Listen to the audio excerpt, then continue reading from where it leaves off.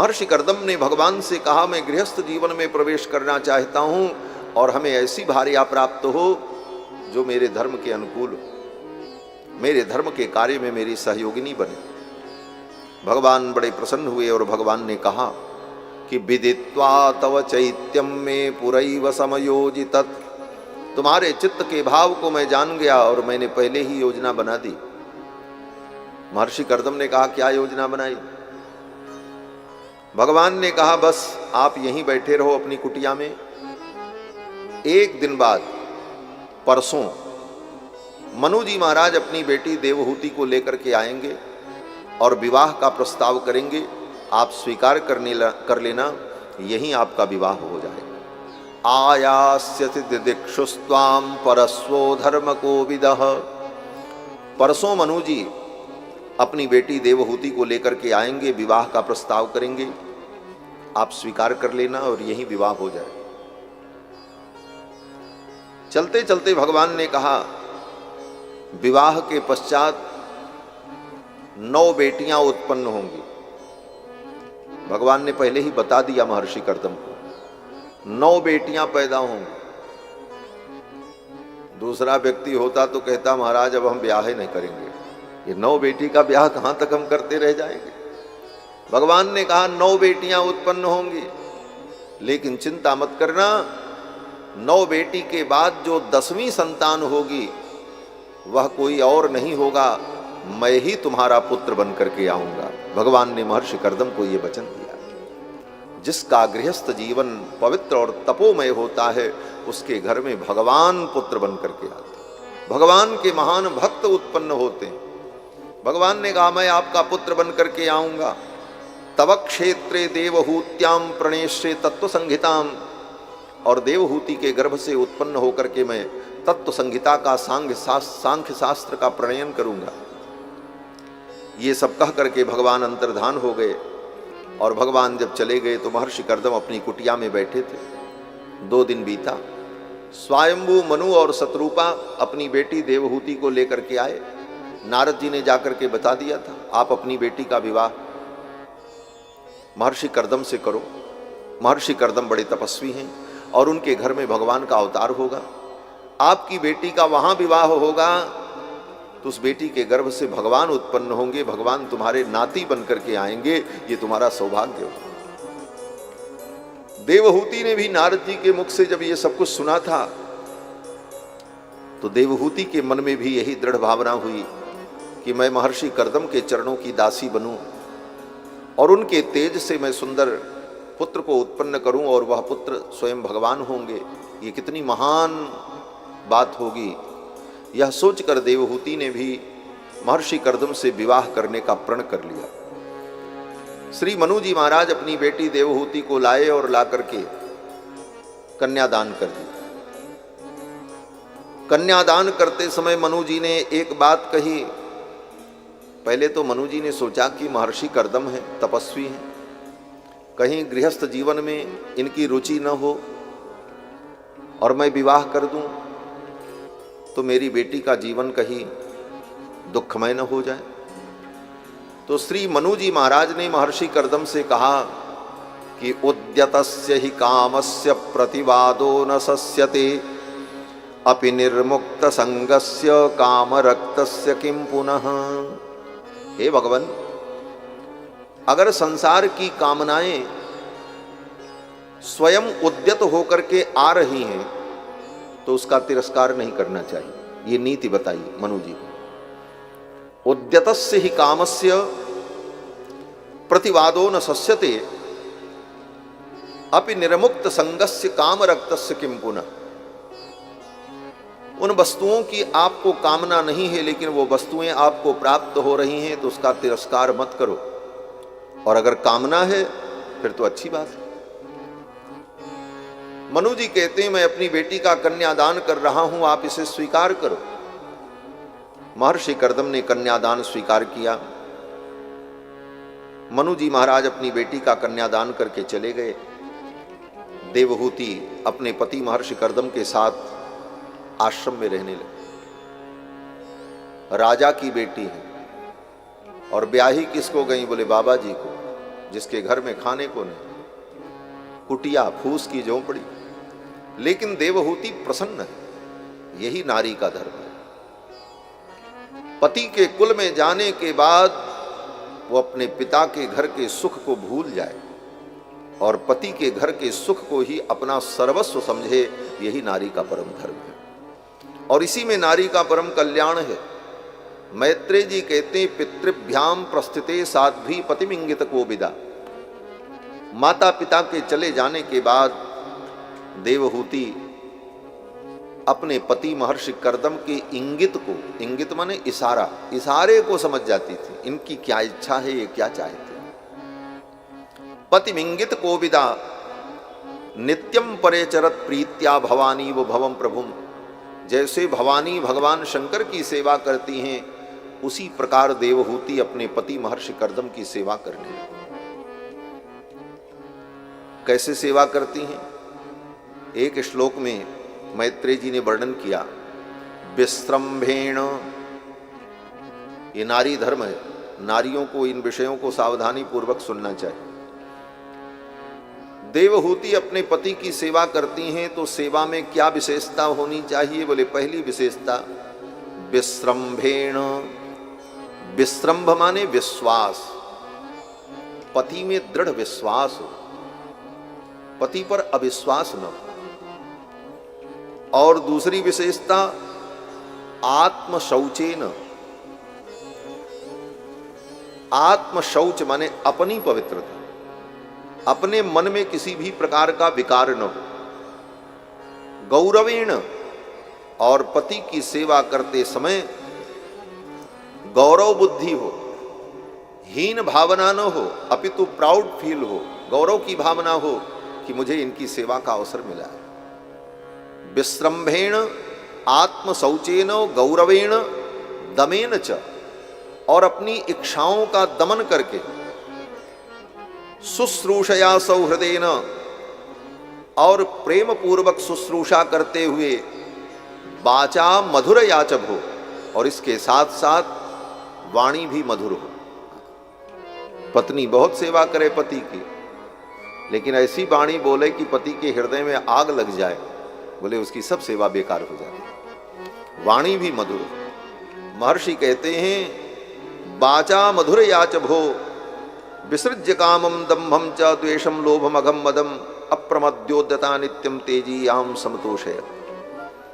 देवहूति अपने पति महर्षि कर्दम की सेवा करने,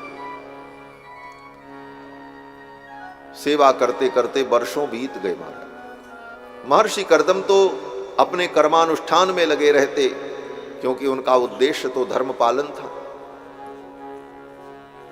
भोग के लिए विवाह तो किया नहीं था, महर्षि कर्दम ने तो धर्म के लिए विवाह किया। इसलिए विवाह के पश्चात वो सवेरे से शाम तक अग्निहोत्र, तर्पण, देव पूजन, समाराधन इन्हीं कार्यों में लगे रहते थे।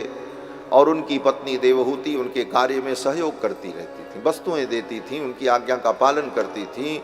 और यही करते करते शाम हो जाती, फिर सवेरा होता, फिर शाम होती, वर्षों बीत गए। देवहूति वृद्धा हो गई, वृद्ध हो गई। महर्षि कर्दम भी वृद्ध हो गए, शरीर जर्जर हो गए। और अपने कर्मानुष्ठान में, गृहस्थ धर्म के पालन में, अग्निहोत्रादि धर्म के पालन में दंपति लगे रहे, दोनों पति पत्नी। महर्षि कर्दम के मन में कभी कोई वासना उत्पन्न नहीं हुई और देवहूति के मन में भी कभी कोई वासना उत्पन्न नहीं। क्या पवित्र जीवन था। एक दिन महर्षि कर्दम ने देखा देवहूति को, शरीर कृशकाय हो गया। महर्षि कर्दम ने कहा, देवी तुष्टो हमद्य तव मानवी मानदाया। हे मानवी, मनु की बेटी है इसलिए इनका नाम मानवी भी। महर्षि कर्दम ने कहा, हे मानवी, तुष्टो हमद्य, तुम्हारी सेवा से मैं संतुष्ट हुआ। इतनी सेवा तुमने की, शुश्रूषया परमया परया च भक्त्या, भक्ति पूर्वक, प्रेम पूर्वक तुमने सेवा की और मेरे धर्म में सहयोग किया। मांगो वरदान, क्या चाहिए? मैं प्रसन्न हूं, कुछ भी मांग लो आज। तपस्वी थे, तपबल विप्र सदा बरियारा। ब्राह्मण का बल उसकी तपस्या है। ब्राह्मण का बल न धन बल है, न जन बल है, न शस्त्र बल है, न अस्त्र बल है। ब्राह्मण का सबसे बड़ा बल उसकी तपस्या होती है।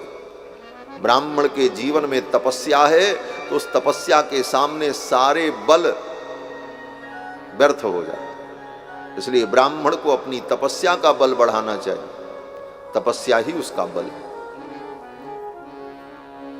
तप बल विप्र सदा बरियारा।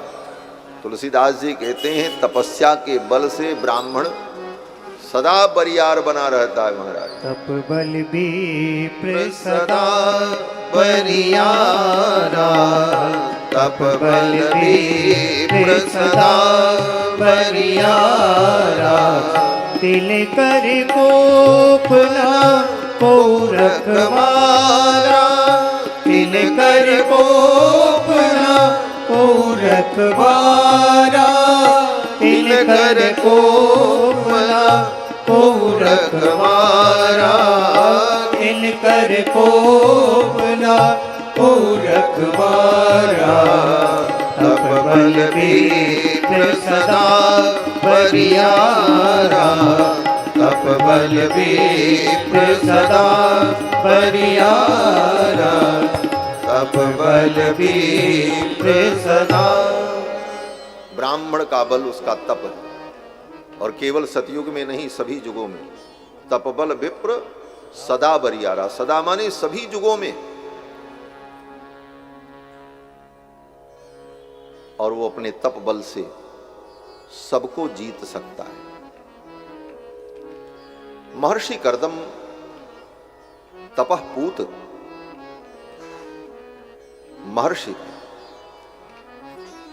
महर्षि कर्दम ने अपनी पत्नी से देवहूति से कहा, वरदान मांगो, क्या चाहिए? तो देवहूति ने कहा, महाराज आपके चरणों का आश्रय मिला, मुझे तो सब कुछ प्राप्त है, बस एक इच्छा मेरे मन में है। बोले क्या?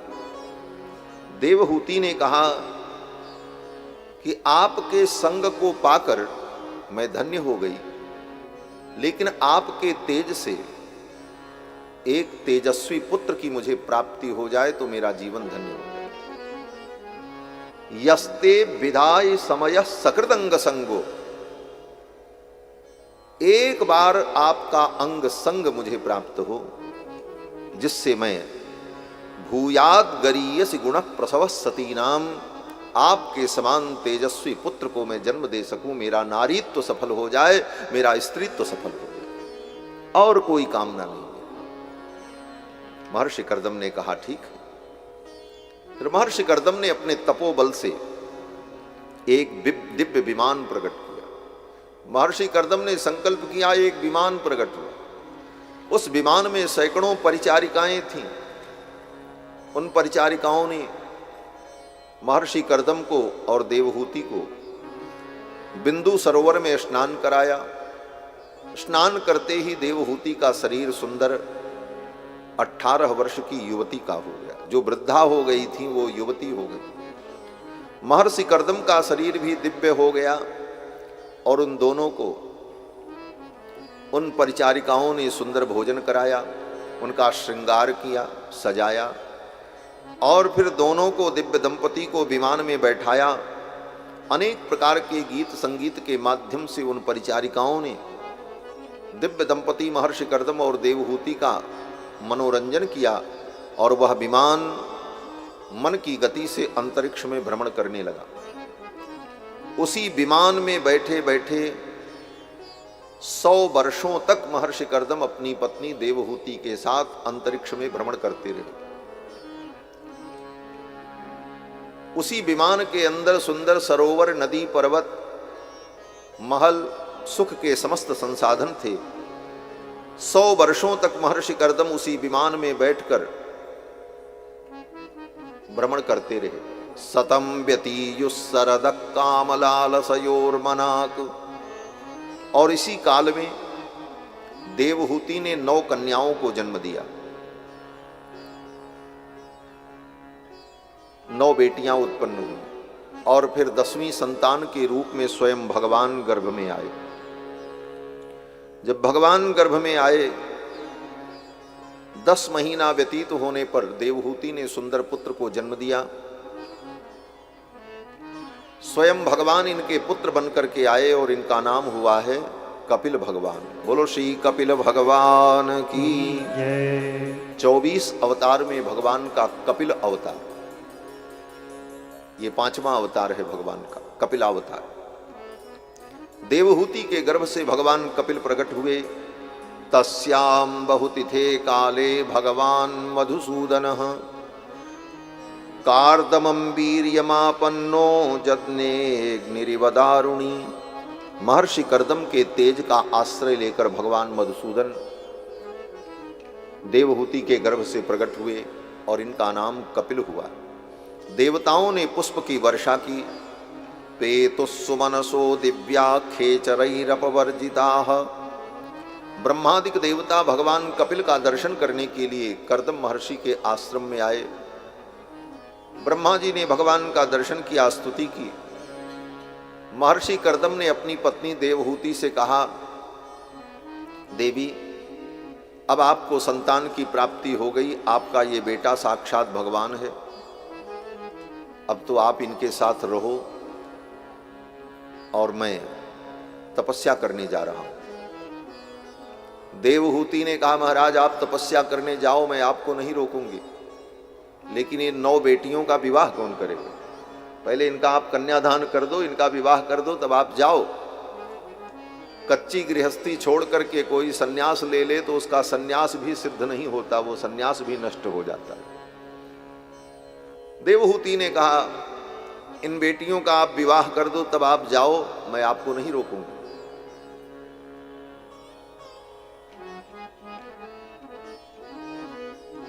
महर्षि कर्दम ने सोचा, अब 9 बेटियों का विवाह मैं कैसे करूं, कहां करूं?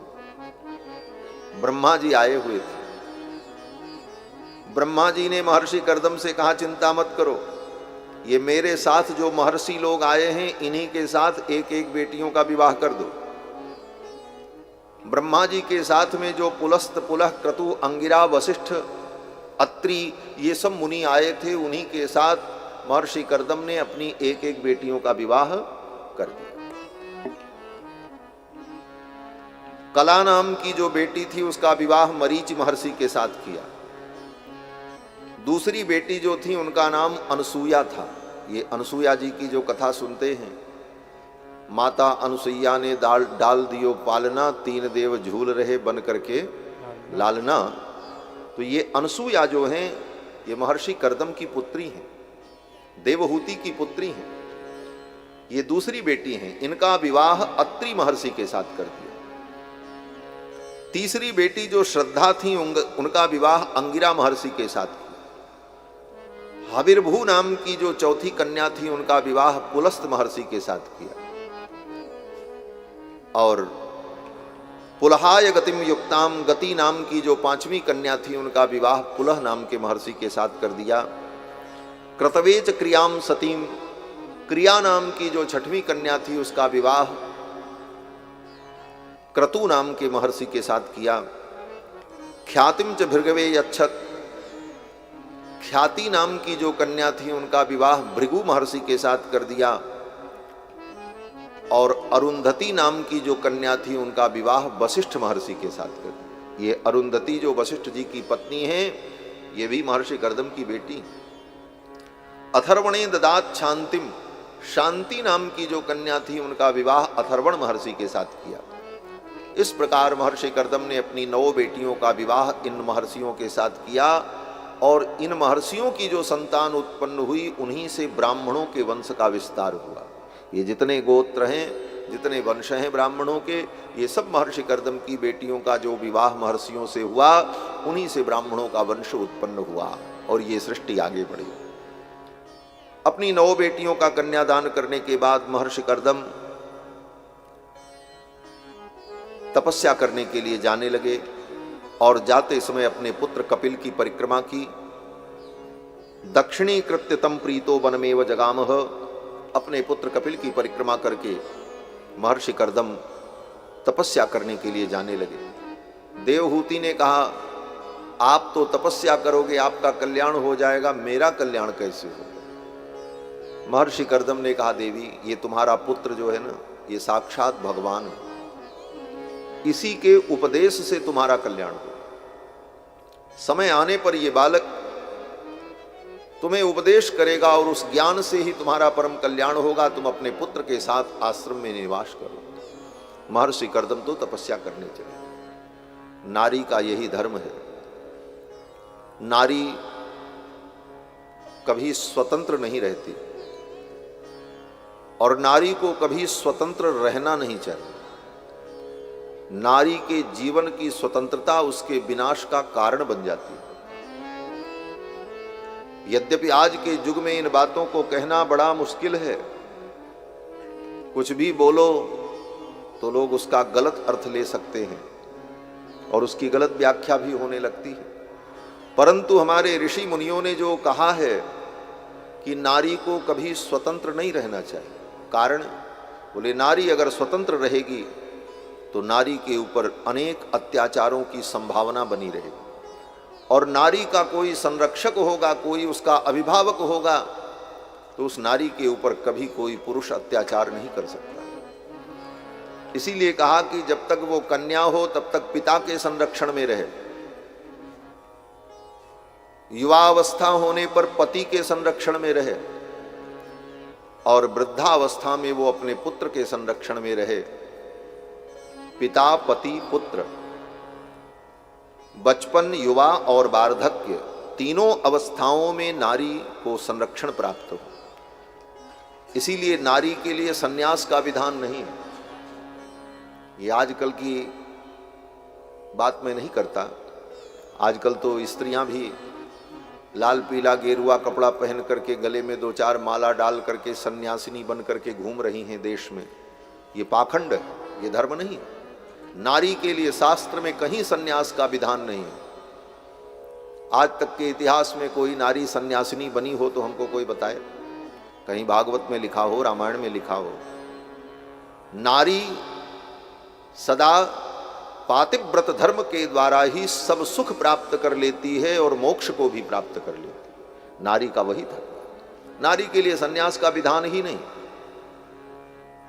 क्योंकि सन्यास में भी सब कुछ न्यास करना पड़ता, सब कुछ छोड़ना पड़ता है।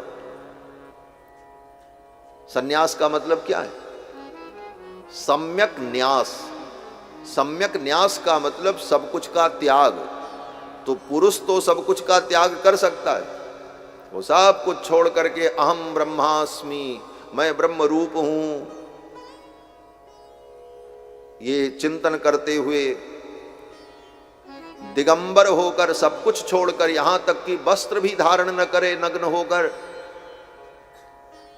परमहंस होकर जंगलों में विचरण करते हुए सन्यास धर्म का पालन करके मोक्ष का चिंतन करे, ये पुरुष के लिए कहा। लेकिन नारी के लिए यह सब विधान नहीं। क्यों? बोले नारी को सदा संरक्षण की आवश्यकता है। नारी गृहस्थ जीवन में रहकर अपने पुत्र पौत्र आदि के बीच में रहकर भगवान का भजन करते हुए, भगवान नाम संकीर्तन करते हुए वो परम गति को प्राप्त कर ले। तो महर्षि कर्दम तो तप करने चले गए और देवहूति अपने पुत्र कपिल के साथ आश्रम में रहती थी। एक दिन कपिल भगवान प्रसन्न मुद्रा में बैठे थे तो देवहूति ने अपने पुत्र कपिल के चरणों में प्रणाम किया। है तो बेटा, लेकिन मां ने अपने बेटे को प्रणाम किया, क्योंकि देवहूति जानती हैं कि ये मेरे बेटा तो हैं लेकिन साक्षात भगवान नारायण है। मेरे स्वामी ने कहा था नारायण ही तुम्हारे पुत्र हैं। तो देवहूति ने अपने पुत्र कपिल के चरणों में प्रणाम किया और कहा कि तम त्वागताहं शरणं शरण्यं स्वभृत्य संसार तरोः कुठारम। हे भगवान, मैं आपकी शरणागति कर रही हूं और आप अपने भक्तों के संसार बंधन को काटने वाले कुल्हाड़ी हो। जैसे कुल्हाड़ी से बंधन काटा जाता है, उसी प्रकार भक्तों के बंधन को काटने वाले आप कुठार हो। आपके चरणों में मैं प्रणाम करती हूं। जिज्ञासयाहं प्रकृते पुरुषस्य। प्रकृति और पुरुष का भेद क्या है? इस तत्व को मैं जानना चाहती हूँ। नमामि सद्धर्म विदाम वरिष्ठम। हे भगवान, मैं आपको प्रणाम करती हूँ, आप कृपा करके मुझे ये तत्व उपदेश करो। क्या तत्व? बोले प्रकृति और पुरुष का भेद। ये जीव पुरुष है और प्रकृति ये माया है। इस माया के कारण ही ये पुरुष जीव बंधा हुआ है। इन दोनों के भेद को ठीक ठीक व्यक्ति जान ले तो माया के बंधन से मुक्त हो जाता है। ये सांख्य सिद्धांत है। सांख्य दर्शन का यही सिद्धांत है। इस दर्शन में कहा गया है कि प्रकृति के रहस्य को, प्रकृति के भेद को जब पुरुष जान लेता है तो प्रकृति ये माया स्वयं उस पुरुष को छोड़ देती है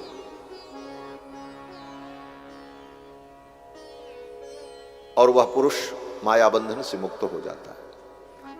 देवहूति ने जब जिज्ञासा की तो कपिल भगवान अपनी मां को उपदेश करने लगे। भागवत में ये उपदेश जो है कपिल भगवान का, इसका नाम है कपिलोपाख्यान, कपिल मुनि का उपाख्यान। ये बड़ा गंभीर है, बड़ी तत्व की बात इसमें कही गई है, लेकिन हम इन सब सारे विषयों पर विचार करें तो उतना समय भी नहीं है और इतना कठिन गंभीर विचार है कि सामान्य व्यक्ति की बुद्धि से ऊपर का विषय है। इसलिए केवल मूल मूल बात, जो मोटी मोटी बात है, जो आपके काम लायक है, उतनी बात हम बताते हैं। कपिल भगवान ने सर्वप्रथम अपनी मां से कहा कि मां, योग आध्यात्मिक पुंसाम मतो निश्रेयसाय में। निश्रेयस की प्राप्ति के लिए जीव को आध्यात्मिक योग करना चाहिए। आध्यात्मिक योग के द्वारा दुख और सुख दोनों की आत्यंतिक निवृत्ति हो जाती है। दुख और सुख दोनों संपूर्ण रूप से समाप्त हो जाते हैं। इसके लिए क्या करना चाहिए? तो कपिल भगवान कहते, मां, कुसंग का त्याग करके सत्संग करना चाहिए। पहला उपदेश यही दिया। हम लोगों के जीवन में ये पहला उपदेश ही नहीं आ पाता। कपिल भगवान कहते, मां, कुसंग का त्याग करके व्यक्ति को सत्संग करना चाहिए। प्रसंग मजरम पाशम आत्मनक कवयो विदुहु सएव साधु सुकृतो मोक्ष द्वार मपावृतम। कुसंग को त्याग करके व्यक्ति साधु का संग करे, संतों का संग करे तो मोक्ष का द्वार खुल जाता है। संतों का संग ये पहली सीढ़ी है और भक्ति मार्ग में भी यही पहली भक्ति है। भगवान श्री राम जब सबरी मैया को नवधा भक्ति का उपदेश करते हैं तो कहते हैं, देवी, संतों का संग करना ये पहली भक्ति है। प्रथम भगति संतन कर संगा, प्रथम भगति संतन कर संगा, दूसरी रति मम कथा प्रसंगा, दूसरी रति मम कथा प्रसंगा, प्रथम भगति संतन कर संगा, प्रथम भगति संतन कर संगा। भगवान श्री राम सबरी मैया से कहते हैं, हे सबरी, प्रथम भगति संतन कर संगा। पहली भक्ति संतों का संग। ये पहली भक्ति जीवन में आ जाए, हम संतों का संग पालें तो क्या मिलेगा? बोले दूसरी भक्ति मिल जाएगी। दूसरी भक्ति क्या है? बोले दूसर मम रति कथा प्रसंगा। मेरी कथा में प्रेम हो जाए, मेरी कथा सुनने में रुचि उत्पन्न हो जाए, इसका नाम दूसरी भक्ति है। तो जब संतों का संग मिलेगा तभी तो भगवान की कथा मिलेगी। क्यों? बोले कथा कौन सुनाएगा? संत ही सुनाएंगे। जब संतों का संग होगा तो अपने आप दूसरी भक्ति शुरू हो जाएगी, भगवान की कथा। और यही दो चीज बड़ी दुर्लभ है, संतों का संग और भगवान की कथा। ये हमारे जीवन में आ जाए तो सारे योग सिद्ध हो जाएंगे और इसी दो से हम दूर भागते हैं। गोस्वामी तुलसीदास जी कहते हैं, इस दुनिया में दो चीज दुर्लभ है, क्या क्या दुर्लभ है? संत समागम हरि कथा तुलसी दुर्लभ दो। संत समागम और भगवान की कथा, ये दो चीजें दुर्लभ हैं, बाकी तो सब सुलभ है। संत समागम हरि कथा तुलसी दुर्लभ दोय, सुत दारा अरु लक्ष्मी पापियों के भी हो। पत्नी पुत्र धन ये तो पापियों को भी होता। बड़े बड़े पापियों के पास क्या कमी है? सब कुछ तो है। क्या नहीं है उनके पास? बोले उनके पास दो चीज नहीं है, संतों का संग नहीं है और भगवान की कथा नहीं। संत समागम हरि कथा तुलसी दुर्लभ दोय, सुत दारा अरु लक्ष्मी पापियों के भी। तो संतों का संग ये मोक्ष का द्वार है। सएव साधु सुकृतो मोक्ष द्वारम अपावृतम। सत्संग की बड़ी महिमा है। आचार्यों ने कहा, सत्संगति कथय किम किम न करोति पुंसाम। सत्संगति क्या क्या नहीं करती। संतों का संग मिल जाए तो क्या नहीं हो सकता। सत्संगति कथय किम किम न करोति पुंसाम, अर्थात ये सत्संग जीव को क्या क्या नहीं देता। बोले प्रश्न है क्या क्या देता है? क्या क्या नहीं देता ये तो ठीक है, लेकिन क्या क्या दे सकता है? तो इसका उत्तर गोस्वामी जी देते हैं कि मति कीरति गति भूति भलाई, जह जब जतन जहां जही पाई, सो जानब सत्संग प्रभावु, लोकहु वेद न आन उपाऊ। मत कीरति गति भूति भलाई, मत कीरति गति भूति भलाई, जब जही जतन जहाँ जही पाई, जब जही जतन जहाँ जही पाई, सो जानब सत्संग प्रभाव, सो जानब सत्संग प्रभाव, लोकों वेद न आन उपाऊ, लोकों वेद न आन उपाऊ। मत कीरति गति भूति भलाई। मति, कीर्ति, गति, वैभव, भलाई, ये सब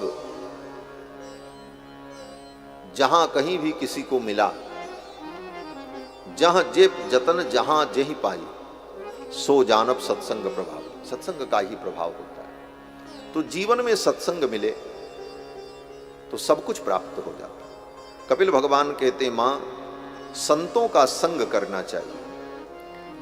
ये बात तो समझ में आ गई, लेकिन अब एक दूसरी समस्या खड़ी हो गई। संत कौन? किस संत का हम संग करें? कैसा संत हो? संत कहते किसको? संत की परिभाषा क्या है? लाल पीला कपड़ा पहने वो संत? खूब मोटा मोटा चंदन लगा ले वो संत? गले में मोटी मोटी मालाएं पहन ले वो संत? जिसका बहुत बड़ा मठ हो वो संत? जिसके लाखों अनुयायी हो वो संत? कहते ये सब संत की परिभाषा ही नहीं है। ये सब संत की परिभाषा नहीं है। कपड़े से कोई संत नहीं होता, माला कंठी से कोई संत नहीं होता, तिलक चंदन से कोई संत नहीं होता, मठ महंत होने से कोई संत नहीं होता। संत की परिभाषा क्या है? अब कपिल भगवान संत की परिभाषा बताते हैं। तितिक्षवः, जिसके जीवन में त्याग हो। कारुणिकाः, जिसके जीवन में करुणा हो। सुहृद सर्वदेहिनाम, जो सबका सुहृद हो। अजात शत्रवः, जिसका कोई शत्रु न हो। शांताः, जिसके जीवन में शांति हो। साधव साधु भूषणाः, ऐसे जो साधु हैं वो साधु समाज के भूषण हैं, वो साधु समाज के सिरमौर हैं। संत का यही लक्षण है, जिसके जीवन में त्याग हो, तपस्या हो, सहन शक्ति हो, वैराग्य हो, करुणा हो, दया हो। इन सद्गुणों से जो संपन्न है वो साधु है। और वो साधु गृहस्थ भी हो सकता है, विरक्त भी हो सकता है। ये नहीं है कि जो घर छोड़ करके जंगल में रहता वही साधु है। विदुर जी कितने बड़े साधु थे, अभी विदुर जी की चर्चा आई। विदुर जी साधु हैं, विभीषण साधु हैं। स्वयं भगवान कहते हैं तुम सारिखे संत प्रिय मोहि। भगवान कहते तुम्हारे जैसे संत हमको प्रिय हैं। विभीषण संत हैं, जिसके जीवन में ये सद्गुण हो वो संत। घर छोड़ करके लाल पीला कपड़ा पहन करके मठ मंदिर बना करके बैठ जाए वही संत होता है, ये संत की परिभाषा नहीं। वो भी हो सकता है, अगर उसके अंदर ये सारे सद्गुण हैं तो वो भी संत हो सकता है, लेकिन वही संत होगा, ये संत की परिभाषा नहीं है। गोस्वामी तुलसीदास जी संत की परिभाषा कहते हैं, सील गहनी सबकी सहनी। जो सीलवान हो और सबकी सह ले, कोई कुछ भी कह दे सुन ले, इतनी सहन शक्ति जिसके अंदर। सील गहनी सबकी सहनी, कहनी ही अमुख राम। और हृदय से और मुख से भगवान का नाम लेता रहे। सील गहनी सबकी सहनी, कहनी ही अमुख राम। तुलसी रहिए या रहनी संत जनन को काम। ये संतों की रहनी है। संत वो जिसके जीवन में सहन शक्ति हो, खोद खाद पृथ्वी सहे और काट कूट बन राय, और कुटिल बचन साधु सहे सबसे सहा न जाए। जो कुटिल वचन सहन कर ले वो साधु। इसीलिए कहा साधु होना बड़ा कठिन है। कितना कठिन है? बोले साधु होना कठिन है, चढ़ना पेड़ खजूर, और चढ़े तो चाखे प्रेम रस, गिरे तो चकना चूर। साधु होना बड़ा कठिन है। गोस्वामी तुलसीदास जी महाराज 120 वर्ष की आयु पूर्ण करके इस धरती से गए और अपने जीवन की अंतिम अवस्था में उन्होंने विनय पत्रिका लिखी। रामचरितमानस और ग्रंथों की रचना करने के बाद सबसे अंत में विनय पत्रिका उन्होंने लिखी। अपनी जिंदगी के अंतिम पड़ाव में पहुंचकर गोस्वामी तुलसीदास जी विनय पत्रिका में अपने हृदय के भाव को लिखते हैं और विनय पत्रिका में भगवान से प्रार्थना करते हैं कि कबहूं कि हूं यह रहनी रहूंगो, श्री रघुनाथ कृपाल कृपाते साधु स्वभाव गहूंगो। भगवान से प्रार्थना करते हैं, हे रघुनाथ जी, क्या कभी मैं भी साधु बन जाऊंगा? पूरा जीवन बीत गया, लेकिन गोस्वामी जी कहते हैं अभी तो मैं साधु नहीं हो पाया। क्यों? बोले साधु स्वभाव का नाम है, साधु वेश का नाम नहीं है। वेश अगर साधु है तो फिर तो साधु बनने में कोई देर नहीं महाराज। हाँ, साधु बनने में जीवन बीत जाता है। वेश बनाने में तो 5 मिनट लगता है। कुछ लोग तो वेश इसीलिए बना लेते हैं कि बढ़िया खाने को मिलेगा, वे चलो मूड मुड़ा लेते हैं। मूड मुड़ाए भये सन्यासी, तो कहते हैं मूड मुड़ा लेंगे तो कुछ मिले ना मिले, भगवान मिले ना मिले, लेकिन 3 चीज तो मिल ही जाएगी। बोले क्या मिलेगी? बोले मूड मुड़ाए 3 फल, मूड मुड़ाए 3 फल, मिट जाए सिर की खाज, और खाने को बढ़िया मिले लोग कहें महाराज। खाने को बढ़िया मिलेगा, लोग कहेंगे महाराज जी आ गए, महाराज जी आ गए, बड़ा सम्मान मिलेगा। तो कुछ लोग तो इसी के लिए साधु बन जाते। तो ये तो वेश है, साधु स्वभाव का नाम। इसीलिए गोस्वामी जी कहते हैं, श्री रघुनाथ कृपाल कृपाते साधु स्वभाव गहूंगो। मेरा स्वभाव कब साधु बनेगा? साधु स्वभाव का नाम है, साधु वेश का नाम नहीं। और जिसका साधु स्वभाव हो वही सच्चा साधु है। और ऐसे साधु और संतों का संग मिल जाए तो मोक्ष का द्वार प्राप्त हो जाता है। मोक्ष द्वारम अपावृतम्। कपिल भगवान कहते हैं, मां ऐसे संत मिल जाते हैं तो उन संतों की कृपा से मेरे चरणों की भक्ति प्राप्त हो जाती है। कपिल भगवान कहते, मां मेरी भक्ति जीवन में आ गई तो फिर उसके अंदर कोई कामना नहीं रह जाती। अगर मैं उसे मोक्ष भी प्रदान करूं तो भक्त कहता है महाराज मुझे मोक्ष नहीं चाहिए, मुझे तो आपके चरणों का प्रेम चाहिए। अर्थ न धर्म न काम रुचि गति न चहु निर्वाण, जन्म जन्म रति राम पद यह वरदान न। जो सच्चा भक्त है वो भगवान से धन संपत्ति मोक्ष वैकुंठ नहीं मांगता, वो तो भगवान से यही कहता है प्रभु आपके चरणों की भक्ति मिले। कपिल भगवान कहते हैं दीयमानम न गृह्णन्ति, मेरे देने पर भी वे भक्त मोक्षादि को लेने को तैयार नहीं होते और मेरे भजन में ही अपने मन को चित्त को लगाए रहे। आगे कपिल भगवान ने सांख्य शास्त्र के सिद्धांत का वर्णन किया। कपिल भगवान कहते हैं मां ये प्रकृति जो है ये 24 तत्व की है। एतत् चतुर्विंशतिकम गणम प्राधानिकम विधु। प्रकृति क्या है, माया क्या है? बोले 5 तत्व पृथ्वी जल तेज वायु आकाश। इन 5 तत्वों से उत्पन्न होने वाली 5 सूक्ष्म तन्मात्राएं रूप रस गंध स्पर्श और शब्द। फिर इन 5 भूत और सूक्ष्म तन्मात्राओं से उत्पन्न होने वाली 5 ज्ञानेंद्रियां 5 कर्मेंद्रियां जो हमारे आपके शरीर में, ये कितने हो गए? बोले 20। 5 महाभूत 5 तन्मात्राएं 5 ज्ञानेंद्री और 5 कर्मेंद्री, ये 20। मन बुद्धि चित्त अहंकार, ये 4 अंतःकरण 24। इन 24 तत्वों से बना हुआ ये शरीर ही प्रकृति है। और इस शरीर के अंदर जो आत्मा है वो पुरुष है। यही प्रकृति पुरुष का भेद है। ये तो केवल मोटी मोटी बात है। फिर इनके एक एक विषयों का कितना कितना भेद है, उसके प्रकार क्या है, उसका लक्षण क्या है, वो सब विचार का विषय है, बड़ा लंबा विषय। कपिल भगवान ने अपनी मां को ये सब बताया और फिर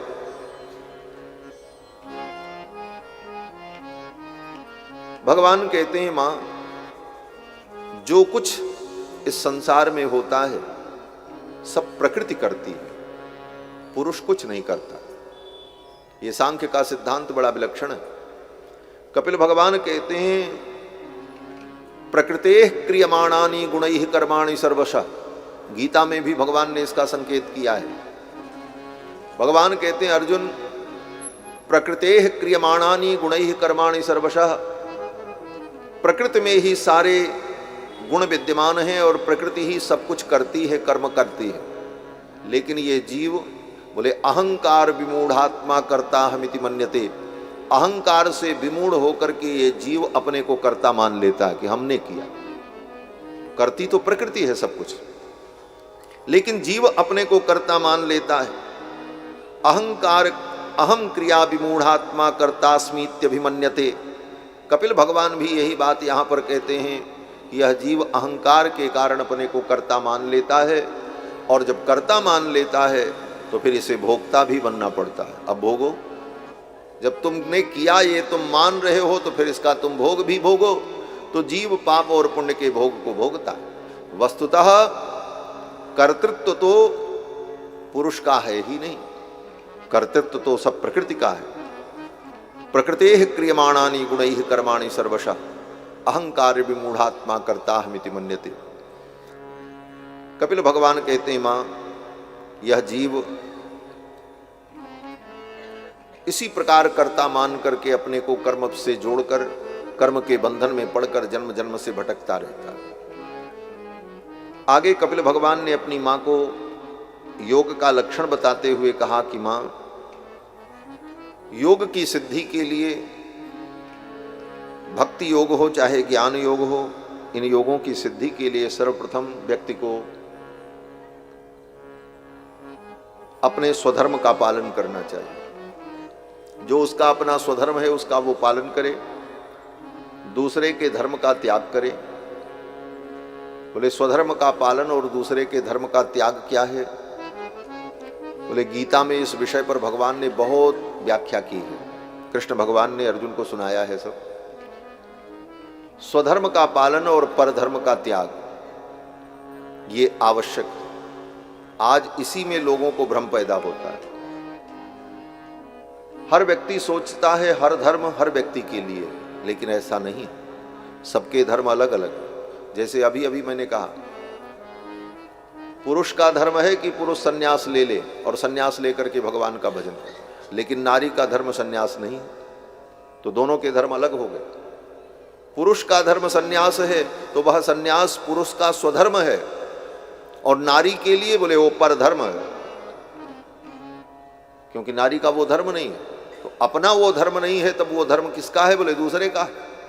गीता में भगवान कहते हैं स्वधर्मे निधनम श्रेयः, अपने धर्म में तुम मर जाओ अच्छा है, लेकिन दूसरे के धर्म का आश्रय मत लो।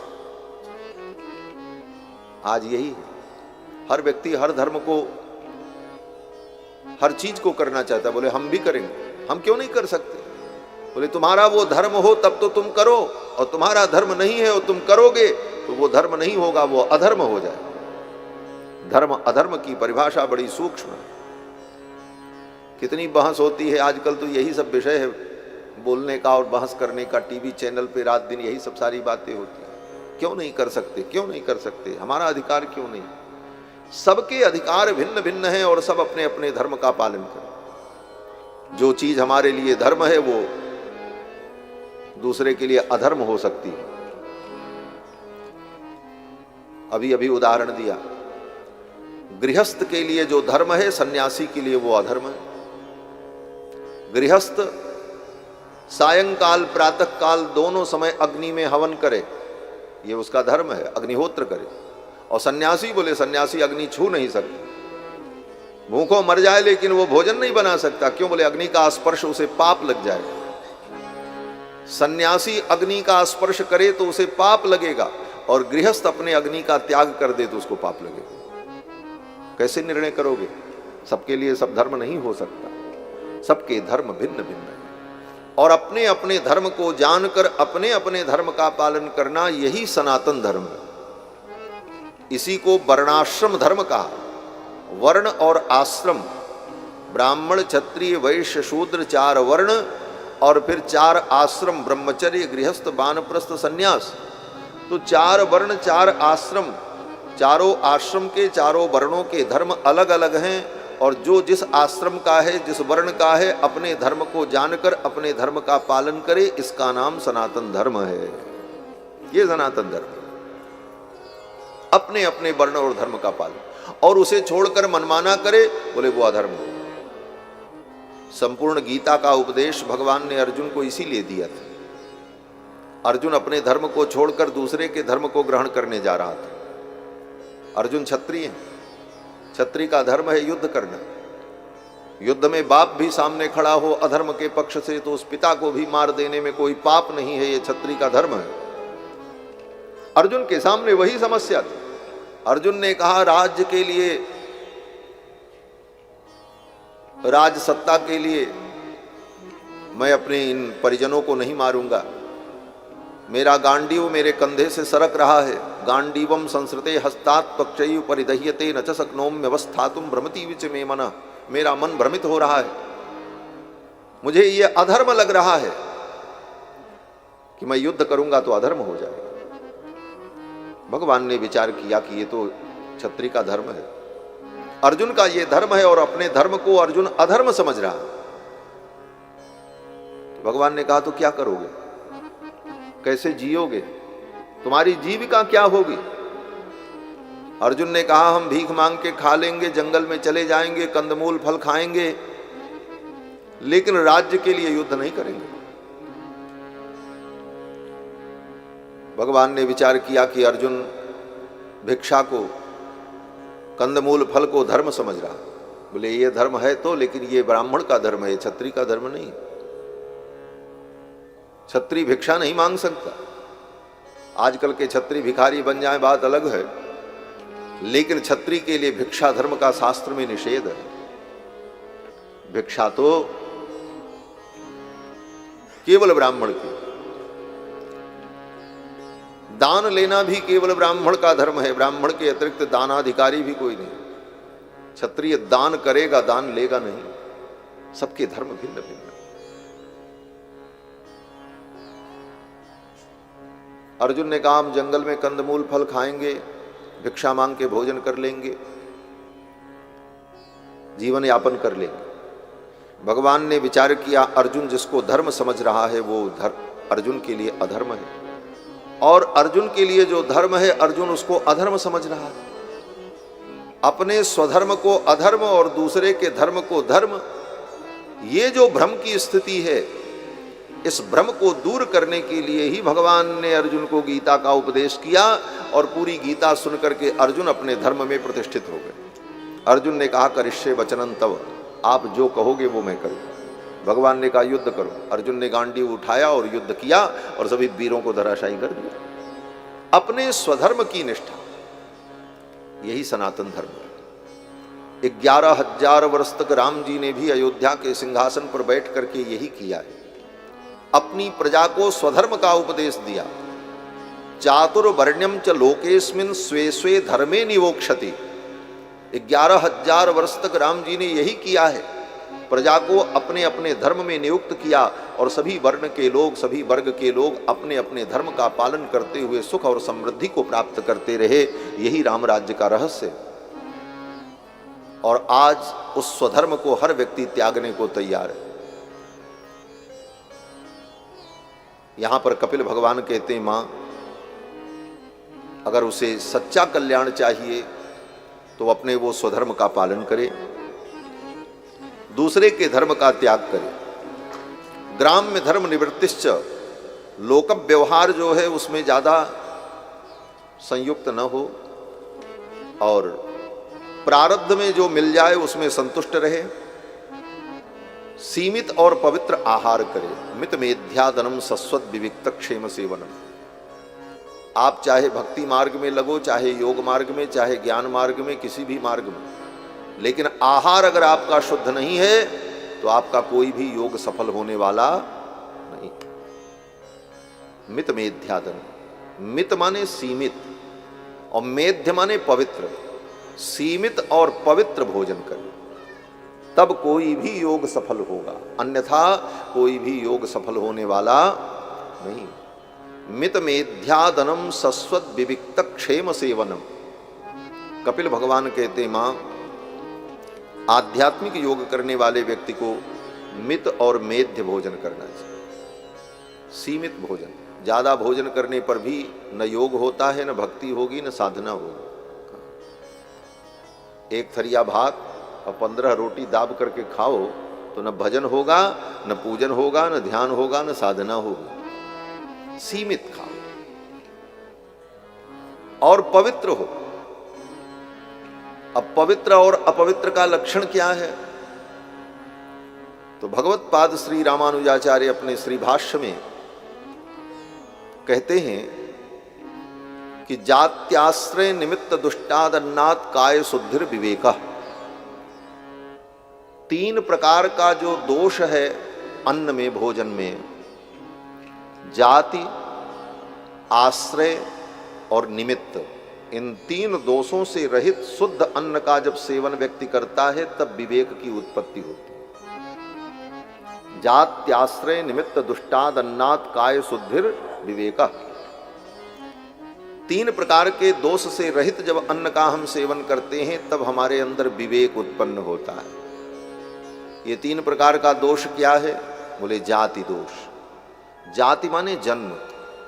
जो वस्तु जन्म से ही अशुद्ध है उस वस्तु को हम न खाएं। जैसे मांस, मांस को किसी ने अशुद्ध नहीं किया, वो मांस पैदा होगा तो अशुद्ध ही होगा। क्यों? बोले किसी पशु को मार करके ही तो लिया जाएगा। प्याज, लहसुन, मशरूम, ये जाति दुष्ट वस्तु है। जाति दुष्ट का मतलब जो उत्पन्न होते ही अपवित्र है, उसको किसी ने अपवित्र किया नहीं। बोले महाराज वो तो प्रकृति से उत्पन्न है। बोले प्रकृति में तो जहर भी उत्पन्न होता है, खा लो विष, मरोगे कि नहीं मरोगे। प्रकृति में जो कुछ उत्पन्न है सब खाने के लिए थोड़ी बना है। आजकल लोग तर्क देते हैं महाराज वो तो प्राकृतिक है। बोले प्राकृतिक तो सब कुछ है। प्रकृति में तो अग्नि भी आती, खा लो अग्नि, कूद जाओ अग्नि में, मर जाओगे। प्रकृति में सब कुछ है। ये गुण दोषमय प्रकृति है, केवल गुण गुण नहीं है प्रकृति में। प्रकृति में दोष भी है। गुण दोष में विश्व कीन करतार, संत हंस गुण गहई पह परिहरि बारी विकार। गोस्वामी जी कहते हैं कि प्रकृति में तो सब कुछ है, विधि प्रपंच गुण अवगुण साना। विधाता ने जब सृष्टि बनाई तो गुण अवगुण को सान करके बनाया, तब ये सृष्टि बनी। केवल गुण गुण रहे तब भी सृष्टि नहीं चलेगी, केवल अवगुण हो तब भी सृष्टि नहीं चलेगी। केवल सीमेंट से ईंटा चिपकाओ, ईंटा नहीं चिपकेगा, उस सीमेंट में पानी बालू मिलाओ और तब चिपकाओ, तब पकड़ बनती है। उसी प्रकार गुण अवगुण को सान करके विधाता ने यह सृष्टि बनाई। विधि प्रपंच गुण अवगुण साना, तब यह सृष्टि बनी। तो इस सृष्टि में गुण भी है, अवगुण भी है, लेकिन विवेक और बुद्धि के द्वारा हम गुण को ग्रहण करें और अवगुण का त्याग करें, यही तो जीवन, यही जीवन जीने का तरीका। तो जो वस्तु जन्म से ही अशुद्ध है, ऐसी वस्तु का सेवन हम न करें। उसको कहा जाता है जाति दुष्ट। जाति दुष्ट माने जन्म से जो दूषित है, दुष्ट माने दूषित। तो प्याज, लहसुन, मशरूम की सब्जी बड़े प्रेम से लोग खाते हैं। जिस श्लोक में मुर्गे का मांस, सूअर का मांस, प्याज लहसुन का निषेध किया गया है, उसी में मशरूम का भी निषेध है। लसुनम गृंजनम चैव प्लांडुम ग्राम कुक्कुटम छत्राकम बिडवराहं च जग्ध्वा चंद्रायणम चरेत। छत्राकम, छत्राक माने मशरूम, जो छाता के समान होता है। गांव की भाषा में उसको कुकुरमुत्ता कहते हैं। वो कुकुरमुत्ता की एक प्रजाति है और उसको लोग बड़े प्रेम से खाते हैं। उसको खाने के बाद चांद्रायण व्रत करना चाहिए, तब प्रायश्चित्त होता है। कितना पवित्र। तो इन खाद्य वस्तुओं पर विचार करके खाना चाहिए, क्या खाना क्या नहीं खाना। मनुष्य ही एक ऐसा जीव है जिसको अगर ज्ञान न दिया जाए तो ये कुछ भी खा लेगा। मनुष्य से तो अच्छे पशु हैं। पशु को तो भगवान ने केवल नाक दी और नाक से सूंघ करके वो जान जाता है क्या हमारे खाने लायक है और क्या खाने लायक नहीं। लेकिन मनुष्य के मुख के ऊपर नाक बनी है, लेकिन ये नहीं जान पाता। एक से एक गंदी चीजों को भी खा लेता है। मनुष्य तो मनुष्य को खा रहे हैं महाराज। हमने तो यहां तक सुना है कि गर्भ के बच्चे, जो 5 महीने 6 महीने के बच्चे गर्भ में मर गए तो उन्हें बाहर निकाला गया ऑपरेशन करके, तो ऐसे बच्चे भी बिक जाते हैं होटल में, उनको भी लोग खा लेते हैं। अब चाइना में ना, किसी किसी देश में कहीं की घटना हमने सुनी थी। तो ये मनुष्य कितना गंदा है। विवेकहीन होने के कारण, ज्ञानहीन होने के कारण पशु से भी ज्यादा गया। तो जो वस्तु अखाद्य है, जो जाति से दुष्ट है, ऐसी वस्तु का सेवन न करें। जाति। दूसरा दोष क्या होता है खाने की वस्तु में? बोले आश्रय। चावल, दाल, आटा, रोटी, गेहूं ये पवित्र है, ये खाने योग्य है। लेकिन बनाने वाला अगर अशुद्ध है, ये शुद्ध अन्न भी अगर अशुद्ध व्यक्ति के आश्रय में है, तब भी खाने योग्य नहीं होगा। चावल बहुत अच्छा है, पवित्र है, चावल खाना चाहिए, शास्त्र कहता है। लेकिन बनाने वाला शराबी है, बोले तो उसके हाथ का बना हुआ तुम खाओगे, पतित हो जाओ। बनाने वाला स्वयं मांसाहारी है, अपवित्र है, तो उसके हाथ का बना हुआ खाओगे तो अपवित्र हो जाओ।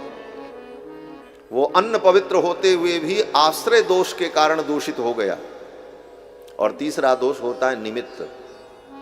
पवित्र अन्न को पवित्र व्यक्ति ने बनाया, लेकिन जब आप भोजन करने चले तब तक उसमें बाल पड़ गया, कुत्ता बिल्ली ने छू दिया, किसी अपवित्र जीव ने उसको जूठा कर दिया, बोले अब वो अपवित्र हो गए। तो इसको कहते हैं निमित्त दोष। तो जाति, आश्रय और निमित्त, 3 प्रकार के दोषों से रहित अन्न का जब व्यक्ति सेवन करता है, तब विवेक की उत्पत्ति होती है। जात्याश्रय निमित्त दुष्टादन्नात् काय शुद्धिर विवेकः। तो कपिल भगवान कहते हैं मां, सीमित और पवित्र आहार करना चाहिए। मित मेध्यादनम सस्वत विविक्त क्षेम सेवनम। सीमित और पवित्र भोजन करें। और अहिंसा, सत्य, अस्तेय, इन व्रत का पालन करें। यावदर्थ परिग्रह, जितना जीवन में आवश्यक हो उतना ही हम संग्रह करें। ये संसार का संग्रह भी दुख का कारण होता है, क्योंकि वस्तुओं का संग्रह, उन फिर वस्तुओं का संरक्षण, इसी में व्यक्ति का सारा समय बीत जाता है। इसलिए कम से कम वस्तु अपने उपयोग में हम लें, जितने कम में काम चल जाए, तब कोई साधना और कोई योग होगा। कपिल भगवान ने बहुत कुछ अपनी मां को बताया, और इसी प्रसंग में कपिल भगवान कहते हैं, मां, यह जीव जब संसार में आता है, अनेक जन्मों में पशु योनियों में भ्रमण करने के बाद जब मानव योनि में आता है, तो पहले यह जीव पिता के शरीर में प्रवेश करता है, अन्न के माध्यम से, खाए गए भोजन के माध्यम से। और वह सूक्ष्म जीव अन्न के माध्यम से रस बनता है, रस से रक्त बनता है, रक्त से मांस बनता है, मांस से मज्जा, वो मांस से अस्थि, अस्थि से मज्जा, और मज्जा से वीर्य। और वह सूक्ष्म जीव वहां पर पहुंचकर गर्भाधान संस्कार के समय में स्त्रियाः प्रविष्ट उदरम, स्त्री के उदर में प्रविष्ट होता है। कललम त्वेक रात्रेण पंचरात्रेण बुद्बुदम, एक रात्रि में वो कलल के समान होता है, 5 रात्रि में बुद्बुद के समान हो जाता है। दशाहेन तु करकंधु, 10 दिन बीतने पर बेर फल के बराबर हो जाता है। पेशंडम वा ततः परम, और 1 महीना होने पर वो अंडे के बराबर हो जाता है। जिस गर्भ के भ्रूण के विकास का अनुभव वैज्ञानिक बड़े बड़े यंत्रों के द्वारा देख करके करते हैं, महर्षि कपिल ने अपनी दिव्य मेधा से देख करके वर्णन किया है भागवत में हजारों वर्ष पूर्व, कि गर्भ का विकास कैसे हो। ये ऋषियों का विज्ञान था। मां कपिल भगवान कहते हैं, मासेन तो शिरोद्वाभ्याम, जब वो 2 महीने का होता है तो उसमें सिर बनने लग जाता है, उसी मांस पिंड का एक हिस्सा सिर बनने लगता है। और फिर धीरे धीरे नख लोमास्थ चर्माणी लिंग छिद्रोद्भवस्त्रिभी, ऊपर का जो चमड़ा है, ऊपर का हिस्सा धीरे धीरे कठोर होकर के चमड़ा बन जाता है, भीतर का मांस वैसा ही मुलायम रहता है। और चतुर्भिर्धातव सप्त, चौथे महीने में उस जीव के अंदर 7 धातुओं का निर्माण हो जाता है। आज से 15-20 वर्ष पूर्व, 25 वर्ष पूर्व विश्व के वैज्ञानिक मानते थे, चिकित्सा शास्त्र के लोग मानते थे कि गर्भ में बालक के अंदर सब धातुएं निर्मित हो जाती हैं, लेकिन एक सप्तम धातु जो होती है उसका निर्माण युवा अवस्था आने पर होता है। अभी तक विज्ञान का यही सिद्धांत था, लेकिन अभी हाल में यह सिद्धांत खंडित हो गया, और जो सिद्धांत कपिल भगवान कह रहे हैं, यही सिद्धांत आज के वैज्ञानिकों ने भी अब स्वीकार किया। कपिल भगवान कहते हैं 7 धातुएं गर्भ में ही निर्माण हो जाती। अभी तक विज्ञान मानता था 6 धातुएं ही निर्मित होती हैं शरीर में, 7वां धातु जो वीर्य है वह युवावस्था में निर्मित होता है। लेकिन कपिल भगवान कहते हैं चतुर्भिर्धातव सप्त, 7 धातुएं गर्भ में ही उसके अंदर प्रकट हो जाती। पंचभिक्षुत्रभवः, और 5वें महीने में, 5वां महीना बीतते बीतते उस जीव को भूख प्यास लगने लगती। फिर षड्भिर्जरायुणा बीतः कुक्षौ भ्राम्यति दक्षिणे, 6वें महीने में वो गर्भस्थ शिशु एक जरायु में वेष्टित हो जाता है, उसकी पैकिंग हो जाती है। क्यों बोले, अब नाक कान आंख बन गया, कहीं गर्भ का पानी उसके नाक में, आंख में, कान में चला जाएगा तो मर भी सकता है। इसलिए भगवान उस गर्भ में ही ऐसी व्यवस्था कर देते हैं कि ऊपर से उसके ऊपर एक जरायु, एक आवरण लगा होता है, थैली एक होती है जिसमें वो बंद रहता है, जिससे गर्भ का पानी, गर्भ का कोई विकार उसके नाक कान आंख किसी अंग में न जाए। मां के दाहिनी कोख में वो हिलने लगता है। भ्राम्यति दक्षिणे कुक्षौ, कपिल भगवान कहते। फिर कहते हैं मां मातुर जगधान्न पानाद्यैर एधत धातुर सम्मते, माँ के द्वारा खाए गए वस्तुओं के द्वारा उसका पोषण होता है। और वो उस छोटी सी जगह में उल्टा लटका रहता है, सिर नीचे पैर ऊपर, सिर हेठ ऊपर चरण संकट बात नहीं पूछत को। गर्भ में उल्टा पड़ा रहता है। गर्भ के कीट जब उसे काटते हैं तो कभी कभी वो मूर्छित भी हो जाता है, उसका हिलना डुलना बंद हो जाता है। उस समय मां को परेशानी होती है। तब मां कटु तीक्ष्णोल लवण रुक्षाम्लादि उलबणई ही, मां जब कड़ुआ तीखा पदार्थ गरम गरम पदार्थ खाती है तो फिर उस गर्भ में चेतना आ जाती है। इसीलिए गर्भवस्थी स्त्री खट्टे मीठे तीखे पदार्थ खाने की इच्छा करती है। कारण है कि वह गर्भ में जीव जब सुषुप्त होने लगता है तो इन्हीं वस्तुओं के खाने पर उसके अंदर पुनः चेतना उत्पन्न हो जाती है। मातृभुक्तैर उपस्पृष्ट सर्वांगोत्थित वेदना, माँ ज्यादा कड़ुआ खा लेती है, ज्यादा तीक्ष्ण वस्तु खा लेती है तो उसकी जलन से, उन तीक्ष्ण वस्तुओं की जलन से उस गर्भस्थ शिशु को भी पीड़ा होने लग जाती है।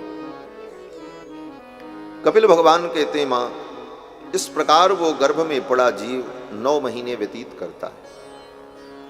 जब जन्म का समय आता है तो तत्र लब्ध स्मृतिर्दैवात् कर्म जन्म शतोद्भवम, जन्म के कुछ क्षण पूर्व उसके 100 जन्मों की उसे स्मृति हो जाती है।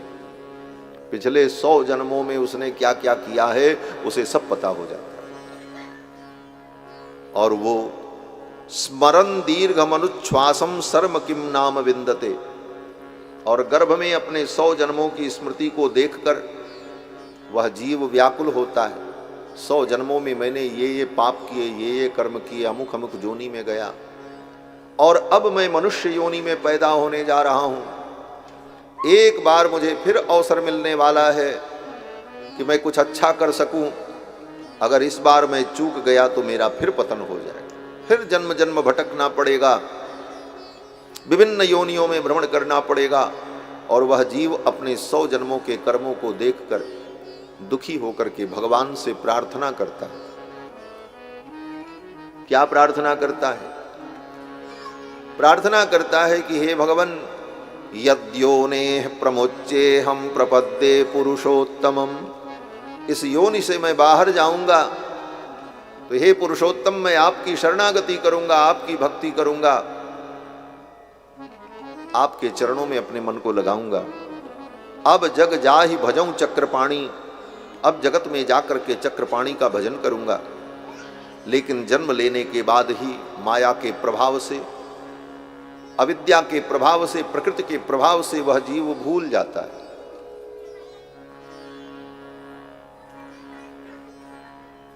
उसी समय भगवती लक्ष्मी कहती हैं भगवान से, हे प्रभु, ये जीव प्रार्थना कर रहा है कि अब जाकर के जगत में आपका भजन करेंगे, आप इस पर कृपा करो। तो भगवान कहते हैं, देवी, इसने हर बार ऐसी प्रतिज्ञा की है और हर बार हमको धोखा दिया, एक बार नहीं, मैं कहां तक विश्वास करूं। लक्ष्मी जी कहती, प्रभु इस बार लिखा पढ़ी कर लो। कोई व्यक्ति जबानी सौदा मान ले और बाद में धोखा दे दे तो उसका उपाय क्या है? बोले लिखा पढ़ी करके काम करो।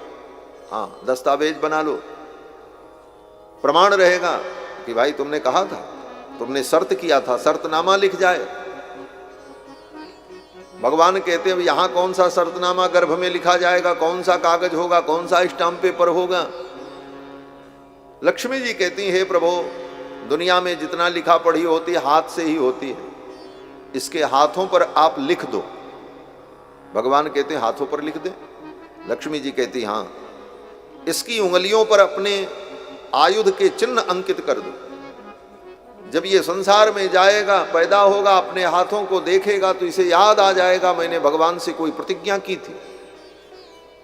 तो गर्भ में ही भगवान लक्ष्मी जी के कहने पर उस जीव की उंगलियों पर अपने आयुध शंख चक्र के चिन्ह को भगवान अंकित कर देते हैं। इसीलिए दुनिया में कहीं भी मनुष्य पैदा हो तो उसकी उंगलियों में शंख चक्र ही बने होते हैं। न त्रिशूल बनता है, न डमरू बनता है, न तलवार बनती है, न खड्ग बनता है, न कोई दूसरी आकृति होती है। मनुष्य मात्र की उंगलियों में शंख चक्र के चिन्ह होते हैं। और हस्तरेखाविद जो विद्वान हैं वो बताते हैं, 10 चक्र राजा 10 शंख जोगी, ये कहावत है। 10 उंगलियों में जिसके शंख के चिन्ह हो वो योगी होता है, और 10 उंगलियों में जिसके चक्र के चिन्ह हो वो चक्रवर्ती सम्राट होता है, वो राजा बनता है। तो उंगलियों में शंख चक्र के चिन्ह भगवान के द्वारा अंकित हुए। क्यों? बोले ये प्रमाण है कि हम उस चक्रपाणी के अंश हैं, हम किसी के अंश नहीं हैं। हम न खड्ग धारण करने वाले के अंश हैं और न किसी आयुध धारण करने वाले के अंश हैं, हम तो उस चक्रपाणी के अंश हैं। भगवान के शंख चक्र का चिन्ह उंगलियों के अग्रभाग में प्रकट हो जाता है, गर्भ में। इसीलिए शास्त्र कहता है जब तुम्हारे अंदर समझ पैदा हो जाए तो बड़ों की बात मानो। बड़े कहते हैं, शास्त्र कहता है कि सवेरे उठते ही अपने हाथ को देखो। ये कहा जाता ना, हमारी आपकी दिनचर्या कैसे शुरू होती? प्रातः काल सो करके उठे तो सबसे पहले अपने हाथ को देखना चाहिए। प्रभाते कर दर्शनम, यही तो विधि है। क्या देखना है हाथ में? कौन हाथी घोड़ा बना हुआ है इसमें? क्या देखें? कहते हैं कराग्रे वसते लक्ष्मी, कर के अग्रभाग में लक्ष्मी का निवास है। ये स्मरण करो, लक्ष्मी जी ने कृपा करके तुम्हारी उंगलियों के अग्रभाग में शंख चक्र के चिन्ह अंकित कराए। कराग्रे वसते लक्ष्मी, कर मध्य सरस्वती, कर के मध्य में सरस्वती का निवास है। सरस्वती की उपासना करो, ज्ञान प्राप्त करो। कर मूले तु गोविंदः, और कर के मूल में गोविंद का निवास है।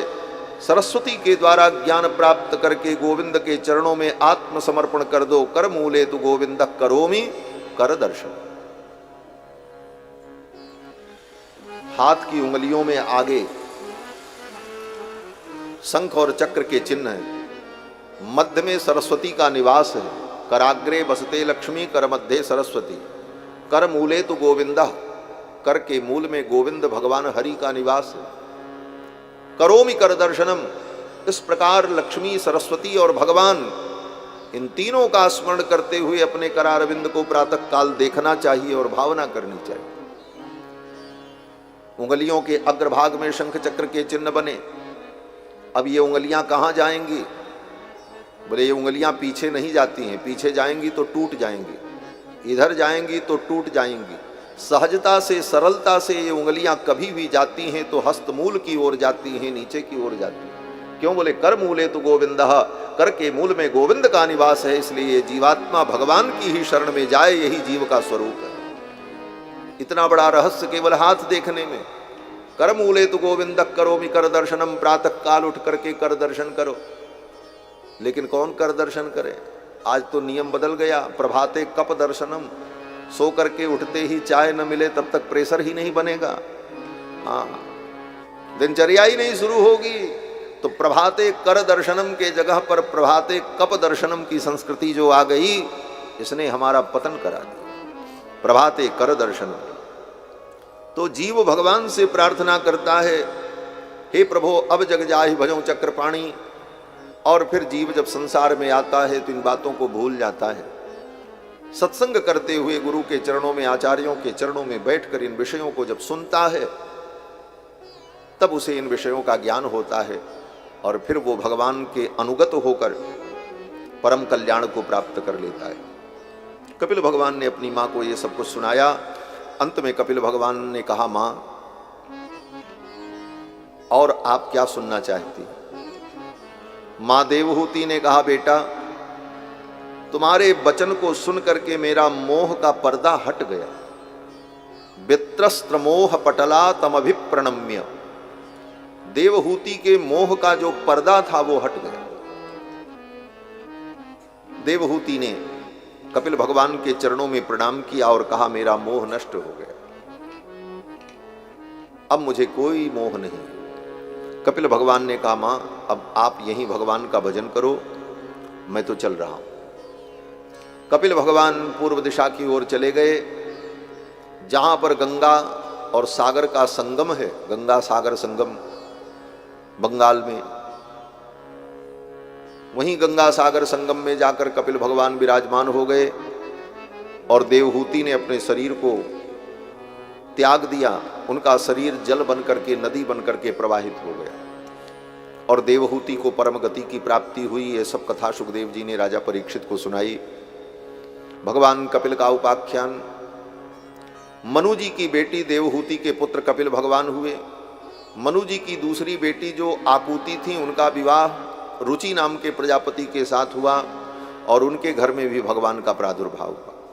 भगवान यज्ञ नारायण उनके घर में प्रकट हुए अपनी पत्नी दक्षिणा देवी के साथ। भगवान के 24 अवतार में भगवान का 7वां अवतार यज्ञ पुरुष के रूप में हुआ है और उस अवतार में लक्ष्मी जी भगवान की पत्नी दक्षिणा के रूप में उत्पन्न हुई। यज्ञ नारायण भगवान की पत्नी का नाम दक्षिणा है, इसीलिए कोई भी यज्ञ किया जाता है तो उसमें दक्षिणा देनी पड़ती है। यज्ञ भगवान है, दक्षिणा उनकी पत्नी है। दक्षिणा नहीं दिया तो यज्ञ भगवान अधूरे हैं, इसीलिए कोई भी यज्ञ पूजा होती है तो उसमें दक्षिणा देने का विधान होता है। मनु जी महाराज की तीसरी बेटी प्रसूति, उनका विवाह दक्ष प्रजापति के साथ हुआ। उनकी 16 कन्याएं हुई, जिनमें 13 कन्याओं का विवाह धर्म नाम के महर्षि के साथ हुआ। धर्म नाम के एक महर्षि थे, उनके साथ उन 16 कन्याओं का विवाह हुआ। उन 16 कन्याओं में एक मूर्ति नाम की कन्या थी, जिनके गर्भ से भगवान नर नारायण प्रकट हुए, जिनको हम लोग बद्री नारायण भगवान कहते हैं। बद्रीनाथ भगवान का दर्शन करने जाते हैं, ये बद्रीनाथ भगवान मूर्ति देवी के गर्भ से प्रकट हुए। ये भगवान का 4था अवतार माना जाता है। मूर्ति देवी के गर्भ से भगवान नर नारायण 2 रूपों में भगवान प्रकट हुए। धर्म नाम के महर्षि के पुत्र हैं, इसलिए महर्षि के धर्म का पालन किया। महर्षि का काम है तप करना, इसीलिए बद्रीनाथ भगवान आज भी तप करते हैं। आप बद्रीनाथ धाम जाओ तो देखो बद्रीनाथ भगवान की क्या मुद्रा है। पद्मासन लगा करके दोनों हाथ ऐसे बीच में रखकर ध्यान मुद्रा में बद्री नारायण भगवान विराजमान हैं, तपस्या कर रहे हैं। तपस्वी के पुत्र हैं इसलिए तप कर रहे हैं और उनके बगल में बैठ करके नर भी तप कर रहे हैं। नर नारायण दोनों भाई तपस्या कर रहे हैं। ये भारतवर्ष है। इस भारतवर्ष में जन्म लेने वाले व्यक्ति को जीवन में तप करना चाहिए। ये तपोभूमि है। ये भारतवर्ष भोग भूमि नहीं। भारत के अतिरिक्त जो भूमि है वो भोग भूमि है और ये कर्म भूमि, तपोभूमि। इस भूमि में रह करके उत्तम कर्म करते हुए तप करना चाहिए और संपूर्ण